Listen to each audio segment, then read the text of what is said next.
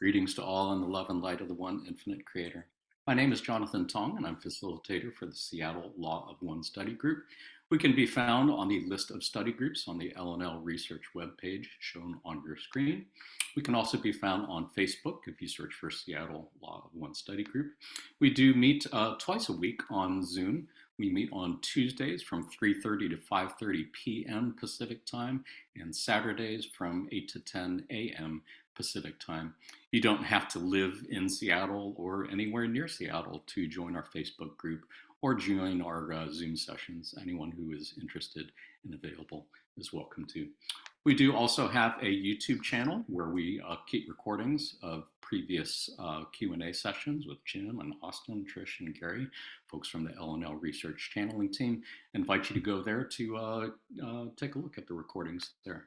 If you click on any one of them, you'll see a list of topics and timestamps below. So that is, if there is anything of particular interest to you, we encourage you to check it out.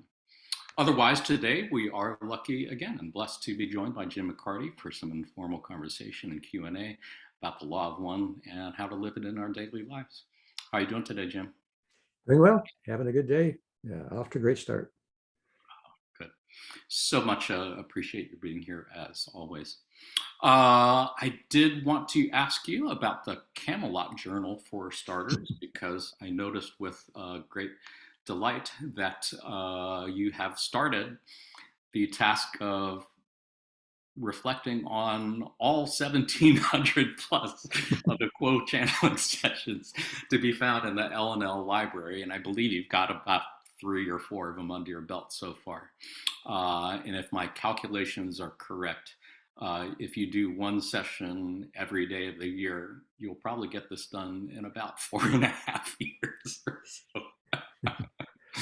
Which is really wonderful. I have been looking forward to this for a long time. And I did want to ask you about one of the sessions that you looked at was from May 25th, 1986. And I believe you noted that it was, in fact, the first session in which you channeled the entity known as Quo. And in that session, Quo said, "Our contact is one which is most fruitfully expressed in the word-by-word mode of transmission. Thus, we shall attempt with this instrument to continue that method of transmitting information, resorting to the concept method only when the word-by-word technique becomes too difficult." Thought that was super interesting, and I did want to ask you about this comparison between word-by-word communication versus concept communication. Can you share with us your thoughts on why Quo said that word-by-word channeling is more fruitful than concept communication? Well, I think, and this is my opinion, that the reason they said that is that the word by word can be more specific and more precise, which is the way the raw contact was.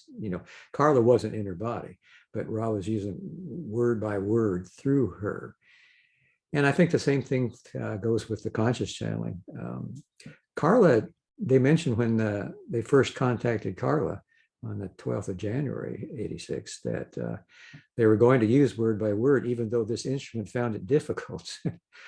And Carla really I'm going to be interested to see where they move from word by word to concept, because I know in the many last years of her life, she much preferred concepts. She called it unrolling a ball of concepts. And she also said that she never felt she got to the end of it. There was always more there. So it seems like it has more potential for giving a greater amount of information. Anyway, she eventually went to concept. I have stayed with word by word, occasionally going to phrases, and it's just what feels most comfortable to me. I actually ask Quo each time, to kind of go whichever way feels best for the day. Oh, interesting. But mostly word by word. Oh, interesting. Do you think it would be fair to say that you are the channel, the instrument is more likely to say more precisely what Quo intends to say using word by word rather than concept, which I'm guessing leaves more latitude for the channeler, the instrument, to interpret what's being shared? Um, that may be true. I think it might be something that is unique to each instrument. In our group that's been channeling now, we have 4 people in the group. And I think all of us, except for Austin, use word by word. Well, I'm not totally certain about that, but I know Austin does use concept. And that for him was what he called a breakthrough a couple of years ago when he went to the concept. I think it just kind of developed for him. So I think things just kind of do change from time to time, although for me, they've been pretty much the same for a long time. Interesting. So when Carla was using concept communication, or when Austin does now, as far as he can tell, when a concept is sent or received, is there a visual form to it, or is it really just a concept and idea that doesn't Well, necessarily have any? I've never used it, so I don't know. Uh, And Carla, Carl, yours Carl then. always said that for anyone who wants to serve as an instrument, after going through the whole process that she devised back in 2008 for training new channels, that you need to, let's see, how did she put it? Furnish your mind with as much spiritual information as you can by reading various books and studying that. Studying the law of one was a good thing to do, so that you have those concepts or words to rely upon. Frequently, Quo will say, we must examine this instrument's mind for the proper word we're looking for. So I think that's a part of it for both concept and word by word. Yeah, I suppose that makes sense. I mean, if the concept is free will, or the concept is, I don't know, steps of light or something, I suppose Mhm. just, yeah, there probably is already a concept in mind that they can tap into. Yeah, thank you for sharing that.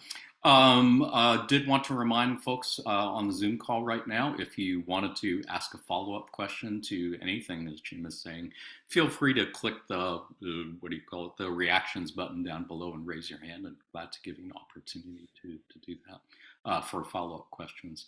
Otherwise, I did want to encourage you to type your questions in the chat window if you're on the call.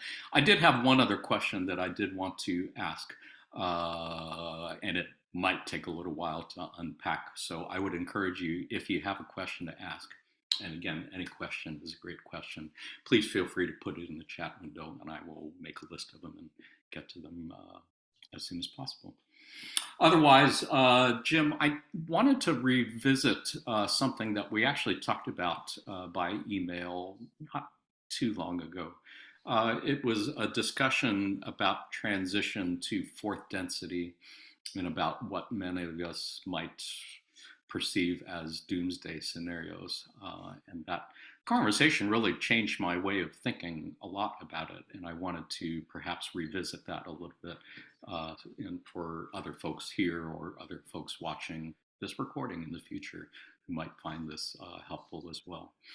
For starters, we know from what Ra and Kowo have said that all third density human life as we know it has to disappear from the earth before fourth density life can happen.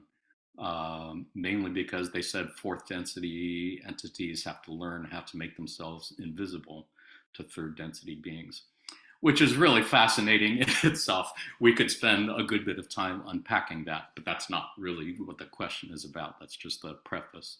But we know that kind of needs to happen already. We also know from what Ra and Quo have said that there are many inconveniences, as they said, to come in our foreseeable future. Whether this is related to climate change, like we talked about at our last session, whether it's related to a more viral type pandemics, which could claim a large number of lives, whether it's nuclear war or solar flares or any number of things that people could refer to as doomsday scenarios. Uh, It's easy to imagine that if all third density life has to disappear before fourth density life can take place, it seems easy to imagine that, well, that must mean that there would be some sort of catastrophic scenarios that would wipe out huge numbers of people. And yet, from our email conversation, I think you reminded me that that's not necessarily the case. Um, would you mind unpacking that for a bit for us? Share your thoughts on that. Yeah, I'll give it a shot. When we asked those of Ra how long it would be before the Earth had transitioned into the fourth density, they said that it was hard to say, and actually impossible to say, because of the volatility of our people.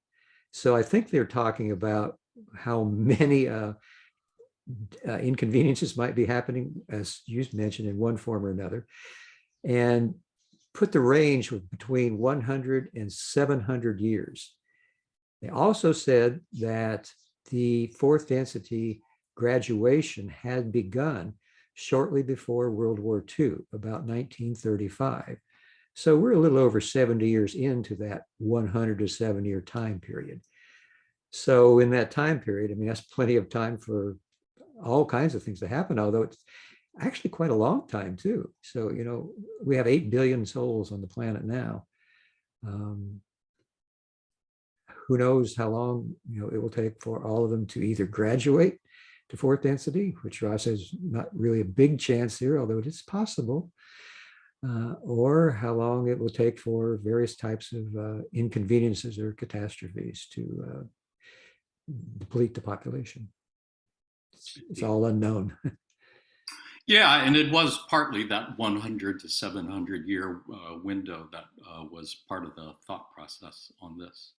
And I remember there was another passage from Kuo on February 26th, 1995, where they said, even the growth of those of a positive nature in numbers greater than anticipated earlier by ourselves is a phenomenon that can slow this process, and that the catastrophic nature that has been anticipated by many would then be alleviated in a direct proportion to the intensity of the positive polarity and the effect of its lightening upon this process.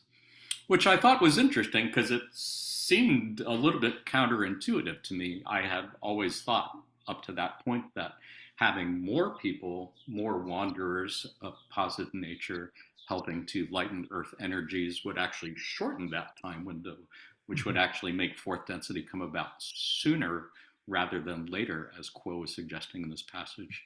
Can you share with us here why that would be? Well, I haven't heard that quote before, so I have to think about that. Surprise, surprise, surprise. That's what you get for doing these Q&As. Yeah. Um, more people would lengthen the time. Okay, more people positive would lengthen the time.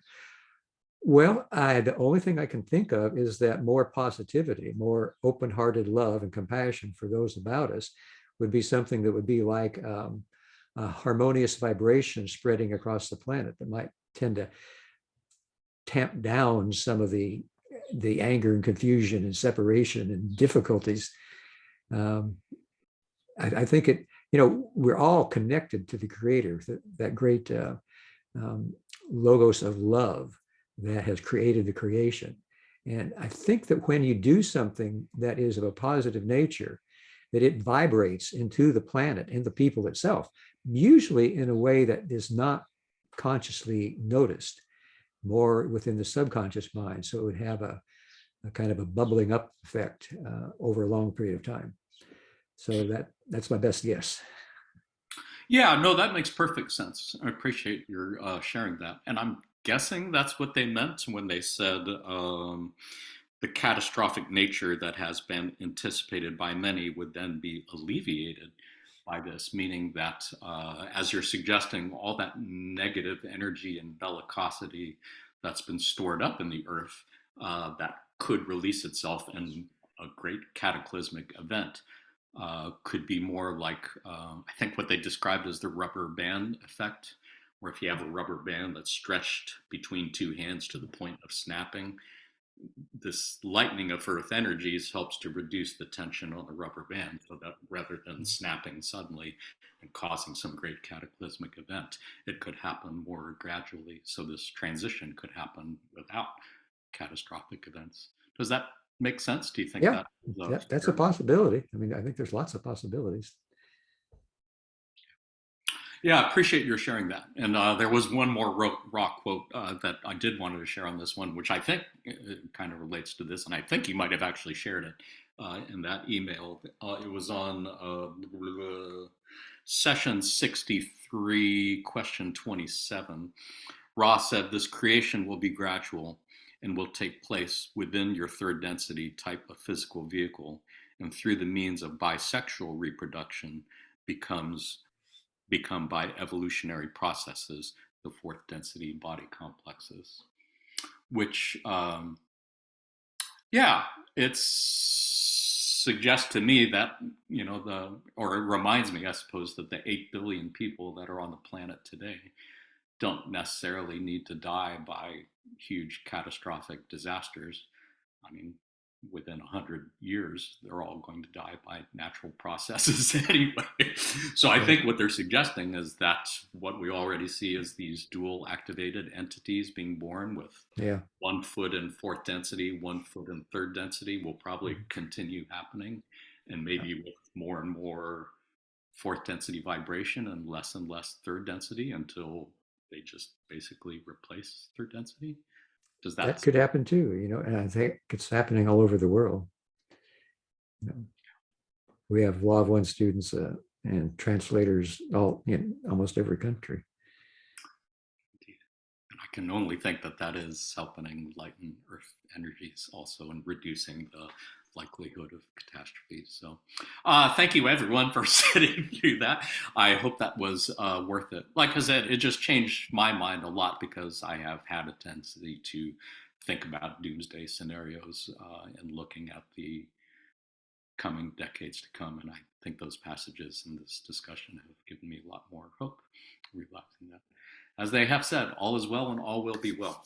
So why don't we go ahead and take a look at questions in the chat window? I know we do have a few sitting there, starting with Josh. Josh, would you like to go ahead and unmute your question? Unmute your mic and ask. Hey, good morning, Jim. Thank you for answering our questions. I have a question in regards to meditation. I've heard you share multiple times in the past that your current meditation technique came to you from Carla in a dream, I believe, which is the square breathing technique, basically. My question is, before that, what was your primary meditation technique prior to the square breathing? Well, it would be what I would call probably the most common kind of meditation, where you simply watch your breath and don't visualize or think, just try to keep that one pointed presence and focus. And in that way, supposedly, the creator can make contact with you in some way in which you may not hear as words, but as thoughts or concepts or feelings, or just a sense of peace. So it was a very normal, common kind of meditation, I would say. And sorry, I'm trying to find out where that sound is coming from so that I can mute it. That's not your phone, is it, Jim? Is that your? Yeah, I'm sorry I didn't disconnect Okay. that. This is what we call multitasking in the third dimension, I believe. Yeah. Oh, we can go ahead and keep talking. I'm sorry. I was just curious, is that single pointed focus, is that focusing on the third eye area in the head or something else? Let's see, Jim, I muted your mic just to get the voice machine out of there for a minute. Do you want to go ahead and unmute again? Sorry about that. High production values on these Q&A sessions, let me tell you. Let's see, Jim, your mic is still muted, so somewhere in the lower left-hand corner of your screen, I think you'll have to hit the unmute button. lower left-hand corner. Okay. Wow. The choice, I think, is you. There we go. I'd lost the screen there for a while. The choice is yours as to where you focus and what you do in the meditation. When I was meditating before, I was not focusing on the third eye as I do now. So again, everyone has a way of meditating that can be unique to yourself, or you can adopt a way that you feel, you learn from someone else in the meditation class or in the book, whatever. And then whatever works for you best is probably what you ought to use. Thank you very much. I appreciate it. Any follow-up questions on that, Josh? Nope, that's all. Thank you. Yeah. Appreciate your asking, and I did want to let folks know that Josh facilitates a reading the Law of One study group that meets on Wednesdays, and they go through the raw contact session by session reading it. They can also be found in the list of study groups on the LNO research website, so encourage anyone who's interested to check them out, as well as the other groups that are there. Jim, I did have one follow-up question. Josh was actually asking a question which was on my list of questions to ask. So I was curious about, I know you had said at one of our previous sessions that you do meditate for a couple hours a day at various times, at least a couple hours. And you might have answered this already. I was probably distracted a little bit by the answering machine in the background. But am I understanding correctly that when you do meditate, you're usually in silent meditation? You're not particularly talking or communicating with Creator? You're not usually thinking in words or anything? No. I make a prayer before the meditation to the Creator, but not during the meditation. Thank you. I believe Antonio had a question. Antonio, would you like to unmute your mic and ask? Sure thing. Greetings, Jim. Hello. Good to see you again. To see you. I just want to share with you this message that you are safe, that the entity is gone, and that you no longer have to live in fear, and that we're always watching after you, and that we love you very, very much, dear friend. Namaste. Thank you, Antonio. Did you have a question to ask, or did you just want to share that? That is it. Well, thank you, Antonio. Thank you indeed. Linda, I believe you had a question you wanted to ask. Would you like to unmute your mic and ask? Hi, Jim. How you doing today? Doing well. Good to see you. Good to see you. I have a question. This is from a Hatan reading back in 1968. Right now, I'm doing a transcription of the New Brown Notebooks. Oh, yeah.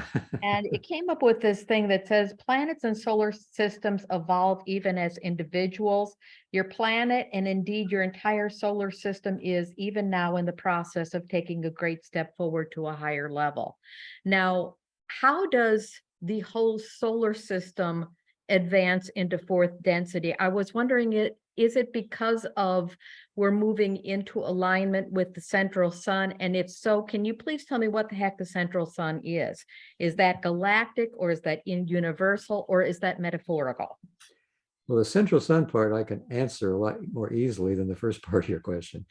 The great central sun can also be seen as the primal logos, the original logos, or the quality of love through which the Creator's free will focused in order to create the light that manifested into what we see as material objects, planets and people and everything on planets. So that's the central sun. And when we all move through all of the densities, 1 all the way through to 8 to the black hole, then we moved into the central sun again, and then the black hole.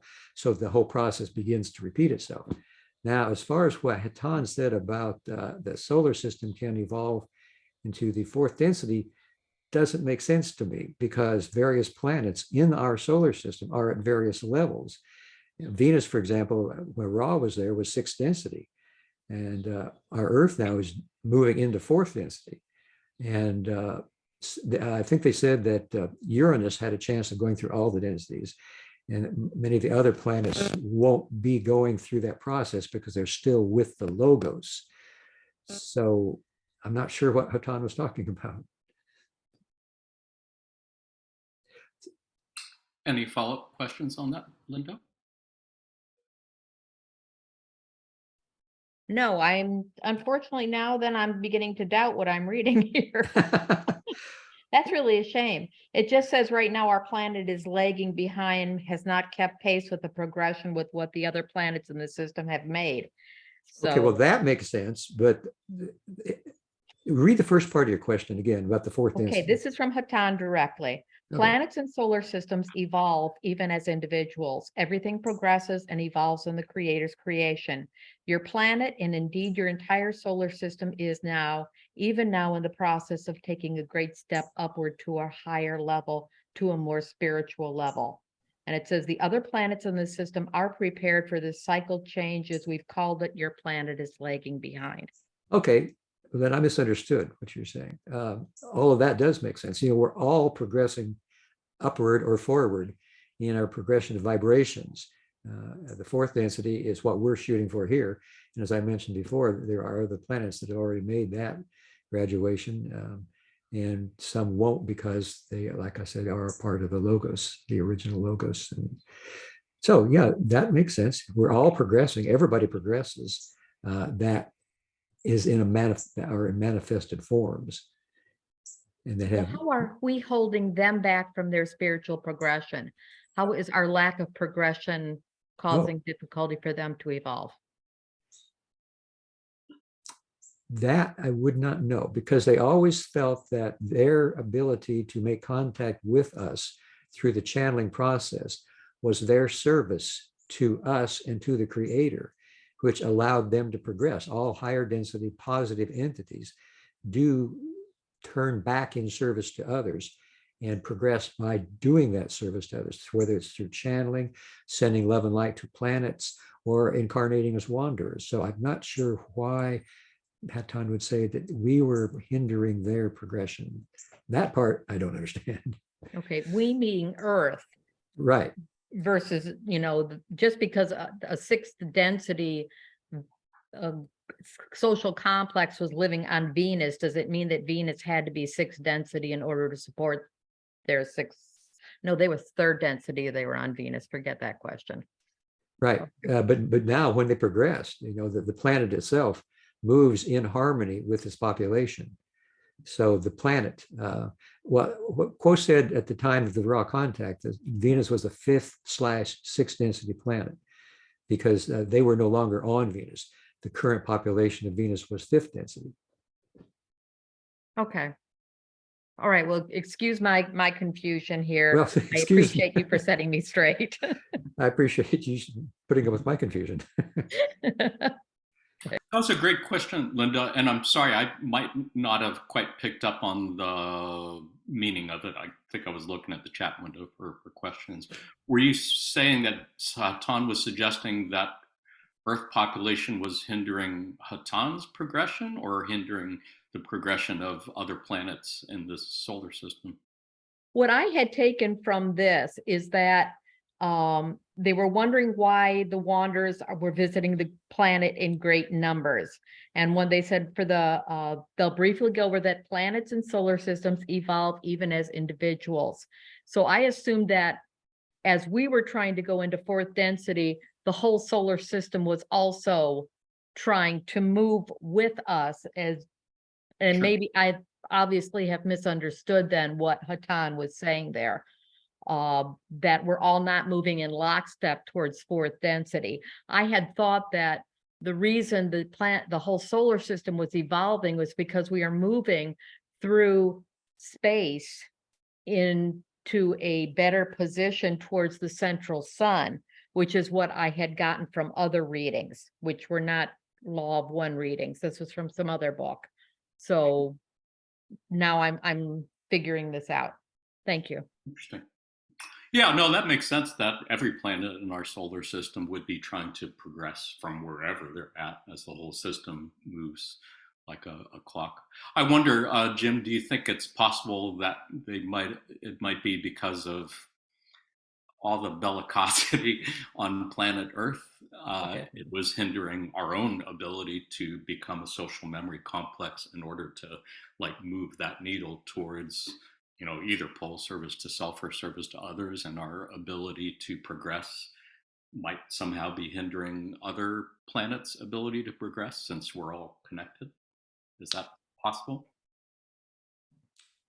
I don't think so.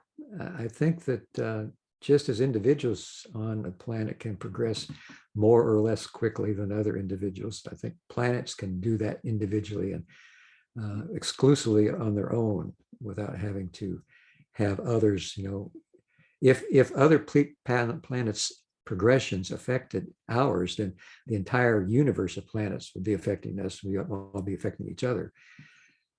And I think we all can do something like that as we move forward. I don't think we can, but maybe not even that way. I mean, everything is the creator. So we're all here to help the creator know itself. So in that regard, everything we do helps the creator know itself, whether we go forward or backward or stay where we are. You know, there's no wrong choices, or no way not to serve the creator, because everything you do is the creator. Yeah, thank you. That makes sense. Thank you very much. Appreciate that. Ellie, I saw your hand up. Did you have a follow-up question on this subject? If so, feel free to unmute your mic and ask. You know, my question is off center field. Is it on this topic or is it on a totally different topic? A totally different topic. Okay. Well, you know, Diane was next in the queue, but I believe I had you after Diane. So if you'd like to go ahead, ask your question, go for it. Okay. Well, hi, Jim. I haven't seen you in a while, but Yeah, I haven't seen you either. Good to see you. yeah. But I figured out my computer today. I come from a more earthly place because I'm speaking for the group of addicts and misfits that I work with at the rehab, and I love them. And I feel like I've come back from the future because I'm also in recovery to show them that there is another way through meditation, yoga, etc. And I was wondering if you had any ideas about the best meditation to share with them. I was using a candle yesterday, and I was asking them to focus on the candle for 1 minute without distraction, and to, you know, call upon themselves goodness, and say the serenity prayer, and to notice the space between themselves and the candle, because I heard that it's an awareness of their standing in the universe, you know, their reference point. Do you have any thoughts on that? Well, I think that's a beautiful way to do it. I really think you've chosen a kind of meditation that could be very helpful. I would say keep on doing what you're doing.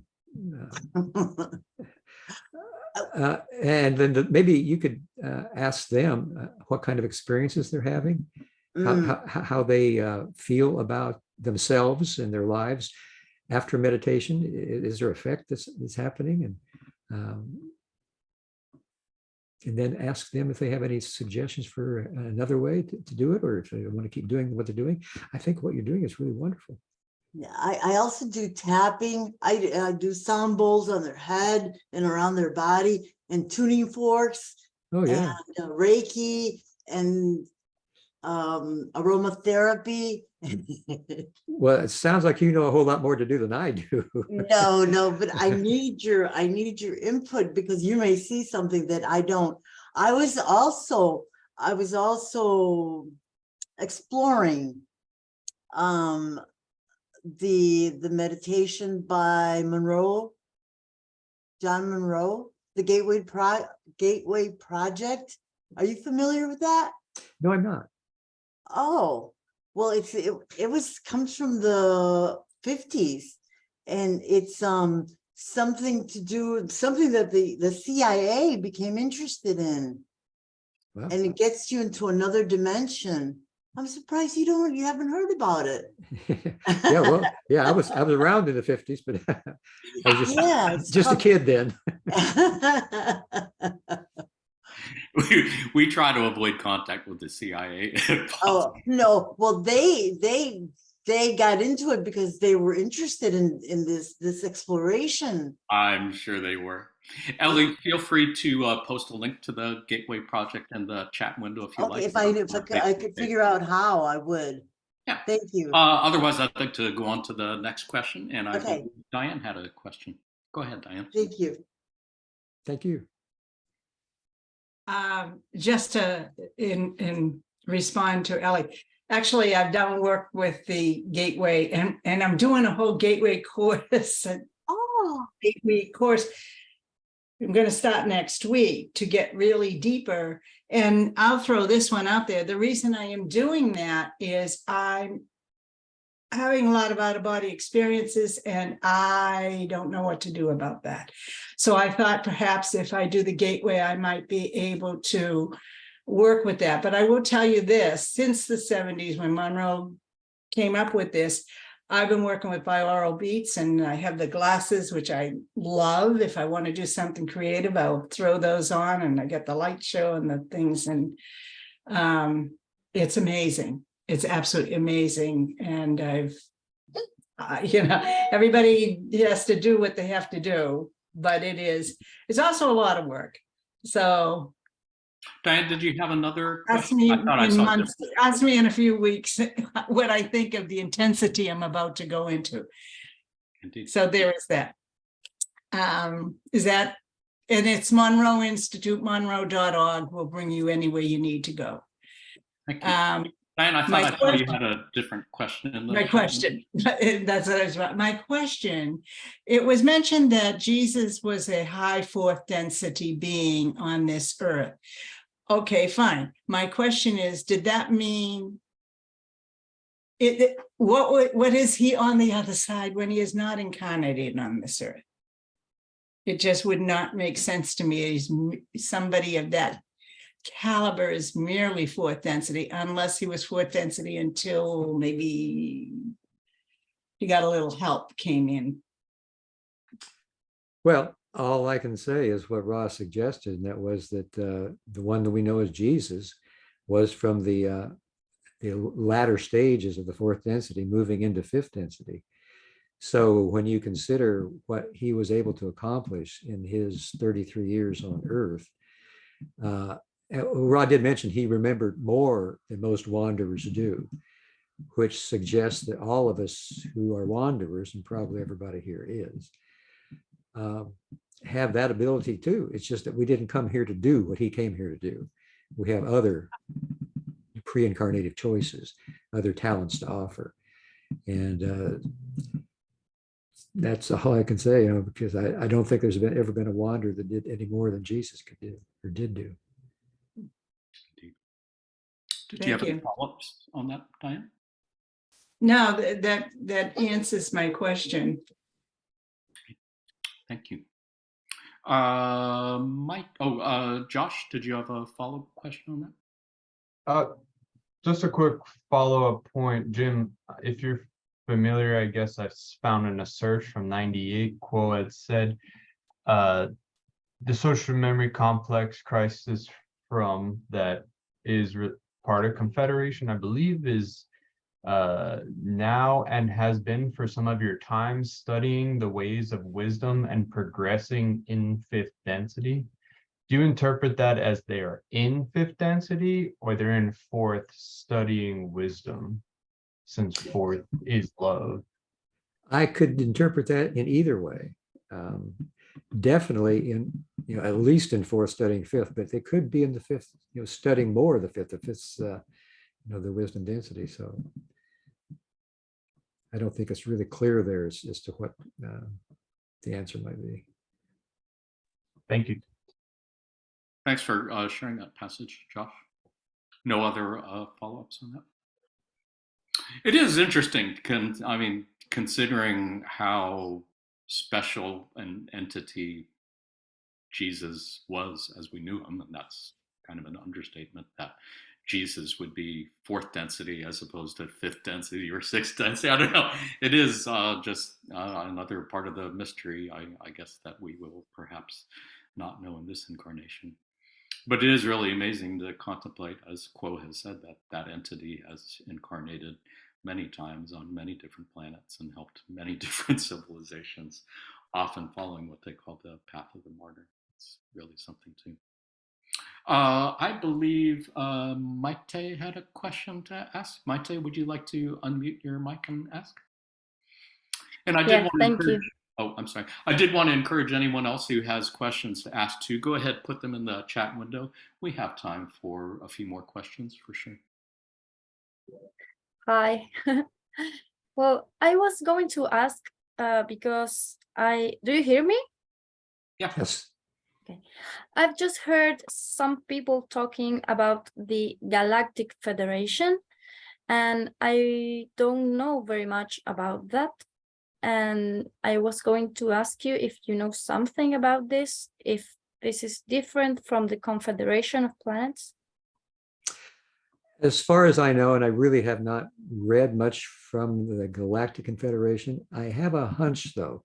It's the same thing as the Confederation of Planets in the service of Infinite Creator, because usually such confederations are in certain areas. They cover, I think Ross said something like 500 solar systems and 50 galaxies. I'm not sure the numbers are there, but the confederations usually have certain areas where they draw their members who have graduated into at least the fourth density and the fifth and the sixth. So I have a hunch that they're the same thing, maybe just being channeled in a slightly different way, using different words. Okay, beautiful. Thank you. Thank you. It's a great question. Appreciate it. Yeah, I've heard references to the Galactic Federation before, and I'm not quite sure whether they were. Yeah, haven't followed myself, but appreciate your asking. Let's see. I don't think I saw any other questions in the chat window at this particular moment, at least last time I looked. If somebody has a question there and I'm missing, please feel free to unmute your mic and let me know. Otherwise, I did have a couple other questions on my mind. Josh, you had a question? Yeah, just one quick one. Jim, do you have a favorite quote by Ra or any other confederation that you hold highest? Well, favorite, let's see. I guess when they said at one point, we were talking about, no, that's not it. Favorite quote. Nobody's ever asked me that before. That's a good one. I'm surprised no one has asked that before. That is a great question. There's probably so many to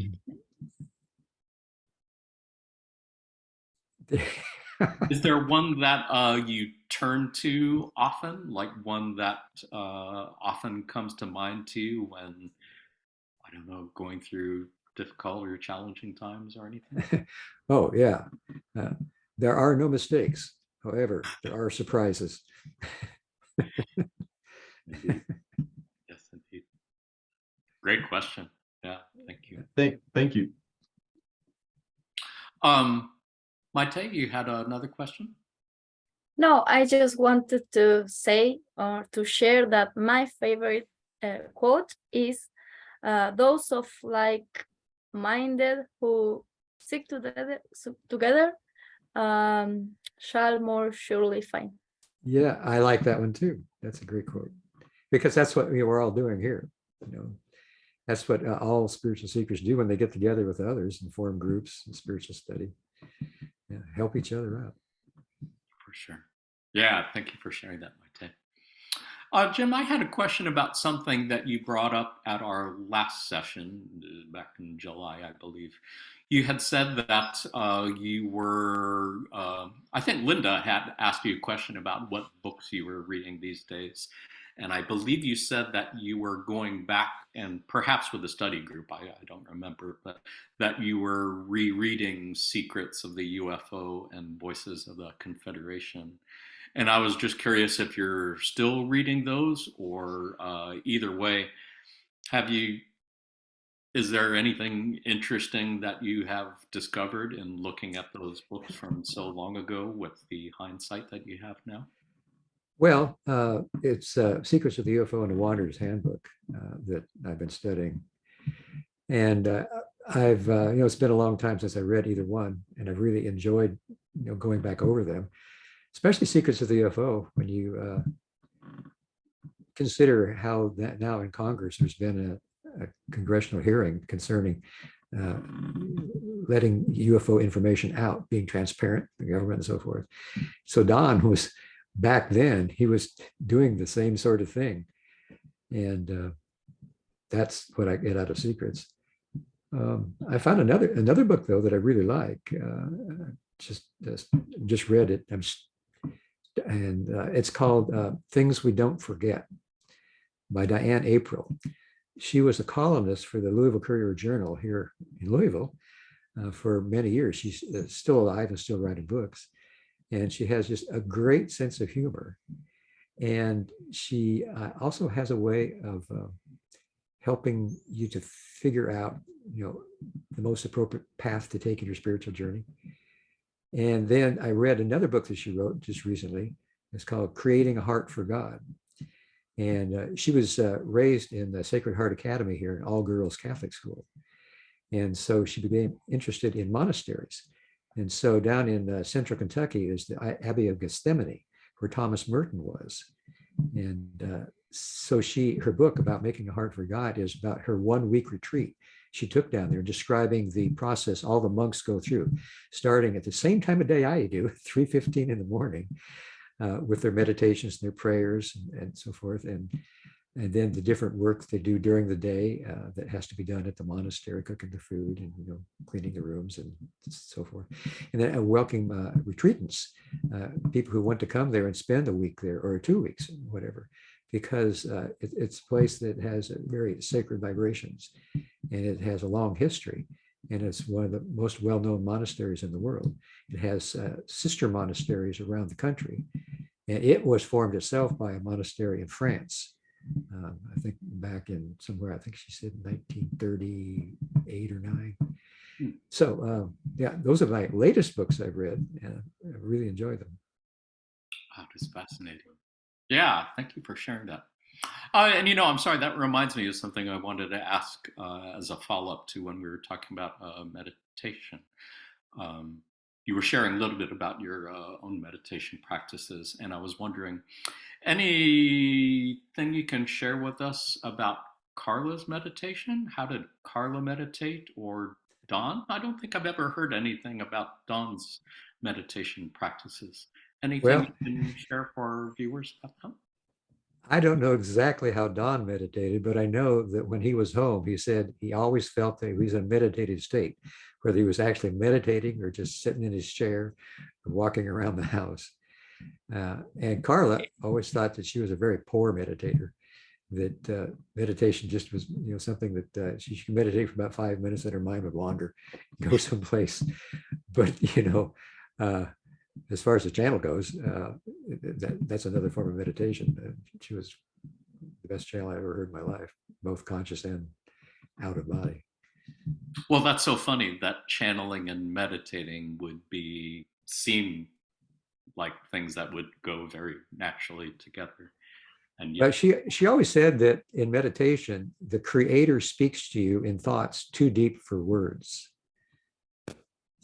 Nice. So I guess if you're, trying to meditate, and just the act of trying to do it, whether you're good at it or not, you will still make contact with the creator. And somehow, whether or not you're aware of it, that effect will bubble up sometime during the day, and you will be affected by the meditation in a positive way.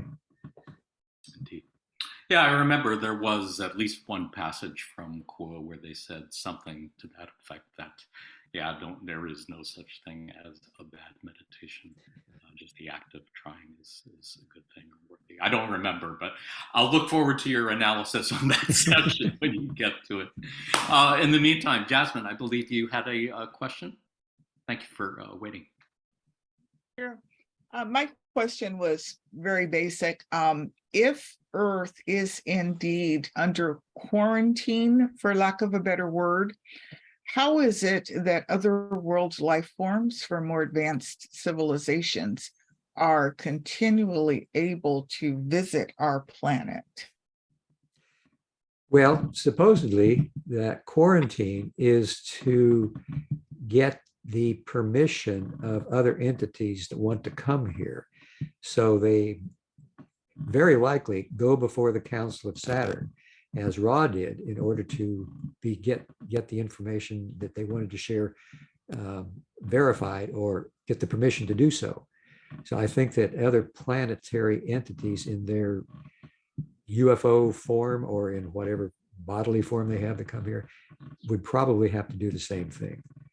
However, Ra did mention there are windows in that quarantine that negatively oriented entities, such as the fifth density entity that was monitoring our contact, trying to stop the Ra contact, was able to take advantage of because of its magical ability. And because it made a pathway through the quarantine, other fourth density negatives could also use that path, although they could not create it themselves. But overall, there seems to be a kind of agreement of the Council of Saturn that depending upon the calling of the population of Earth in both the positive and negative sense, there has to be an answer to that calling that could be given by those types of entities. Any follow-up questions on that, Jasmine? No, I don't think so. I think that pretty much did it. Thank you, Jasmine. Yeah, that was a great question. And I guess it makes me wonder, Jim, would it be fair to say that the process that the Council of Saturn, aka Council of Nine, uses in granting permission or not is really based on this, I guess what I could only describe as a balancing principle, that the key to third density is that all third density entities have to be given equal choice between service to self, service to others, so that no groups can be given what could be considered an unfair advantage in that? Right. I think that's the way it works. And am I remembering correctly that it was said somewhere that wanderers also have to get permission from the council just in order to incarnate on Earth, since they would, by mission, be trying to influence that outcome and lightning? Right. Right. I think all wanderers make something like a compact or a contract with the Council of Saturn. They put their desires for service before the council and what they hope to accomplish. And sometimes it's just basically the lightening of the vibrations of the planet. And I think that is something that's also determined by the Council of Saturn. Looking out for the welfare of everyone, because they're all the creator, they all have a right to get more further along their path. If they have a path, if they don't have a path, then I don't think that their lack of path has so much to do with the Council of Saturn, because it's that sinkhole of indifference operates by its own choice. I mean, people who do not have a spiritual path, which seems to be the case with many on Earth that have already failed to make the graduation on other third density planets and have come here to try again, that it seems to get more difficult as time goes on. But once they do make a choice, one way or the other, then that's when the ball swings more into their court. The further you go along in your desire to be of service one way or the other, then you get more help along that particular way. Indeed. Yeah, such an important thing for all of us to remember, I think. Thank you. Linda, I believe you had a follow-up question about meditation. Yeah, I do. Every morning we go through an earth healing visualization, and it's very focused. Our mind is very active in seeing the earth and seeing the light and love filling it up and things like that. Now, could this considered to be our meditation for the day, or because we're so focused and visualizing something that can't really be considered a meditation? I believe Ross suggested that that is an advanced form of meditation for the adept. It's called visualization. So when they were talking about meditation and Don asked if there was a best way to meditate, Ross said no. And so Don said, well then, how about the silent meditation or visualization? So that's where Ra mentioned about visualizations being a work of the adept that can aid the whole planet and its population. And especially since that is your intention. That's what I would suggest, that you're doing an advanced form of meditation. So I don't have to worry if I don't get into a quiet, clear your mind meditation on that same day. Right. No, you don't have to worry about that. I mean, you can do that on your own. That would be for you. Right. But not just for you, because, you know, the more that you meditate, the more that you are imbued with that feeling of love of the creator, the more you can share it with others. So it's, you know, it empowers others besides you. Also just in silent meditation. But the visualization is a conscious way of doing that. Okay. Thank you. That's a great question. Thank you for asking, Linda. Certainly something we think about a lot when we do our guided meditations and our study groups as well. Appreciate your asking. Yeah, it reminds me of what you were saying about Don's meditation, Jim, where you said that Don felt like he was, if I remember correctly, that he was largely in a meditative state, just in kind of in his normal. Whenever he was home. Probably not when he's flying the 727 jet. Oh, interesting. Yeah, I suppose. Yeah, no, and I would imagine that's kind of largely what we all strive to do, to be in a state of meditation at all times, rather than having to work at it, I suppose. I am looking at my clock and seeing we are about at the end of our hour's time. If anybody had a question they really, really wanted to ask this time, feel free to let me know, put it in the chat window.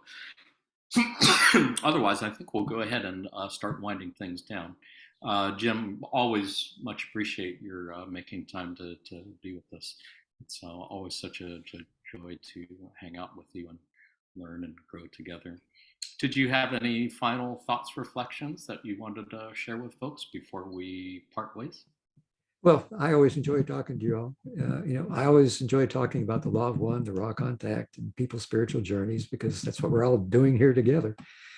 So I'm as grateful for your questions as hopefully you're grateful for my answers. I've given my best opinions, and please do know those are my opinions, although sometimes I quote exactly the raw contact. So you got to blame her off, it's wrong.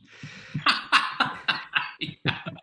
We always blame it on the social or if it doesn't, you know, like the disclaimer always is, please take those words that are of value to you and leave the ones behind that are not. So thank you for every question you've asked, for all the love you've shared, and hopefully you are feeling the love I feel for you. And there goes that phone again. Probably somebody else wanting to do a Q&A with you, no doubt. Well, Jim, thank you so much for being here. Thank you for all you've done and continue to do in service to others. Love, love, love. Thank you for all our friends and family at L&L Research and for all they've done and continue to do in service to others. Thank you for everyone being here on this Zoom call. Thank you to everyone who is watching this recording at some other nexus in space-time and time-space. Until next time, in the love and light of the one infinite creator, Adonai, namaste.